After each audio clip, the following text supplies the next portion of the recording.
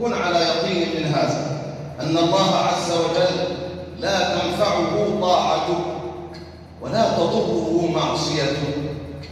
يعني لو أن الخلق كلهم كانوا على أتقى قلب رجل واحد، ما فيش حد في الكوكب كله يا مولانا عاصي، كله يعبد الله، ما زاد ذلك في ملك الله شيء. ولو أن الناس جميعا كانوا كفارا وعصاة ما نقص ذلك من ملك الله شيء أبدا. إنما هي أعمالنا يحصيها الله لنا. إن كنت تريد نجاة بين يدي الله في الدنيا والآخرة فأحسن يا مولانا، أحسن حتى يحسن الله إليك، وأحسن كما أحسن الله إليك، وحط نعم الله التي أنعم بها عليك بشكره وراعها، ولا تكن سببا في ضياعها وزهادها.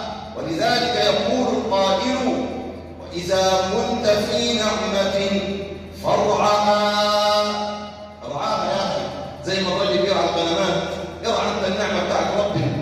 إذا كنت في نعمة فارعها، فإن المعاصي تزيل النعم، وصنها بطاعة رب العباد، فرب العباد سريع النقم.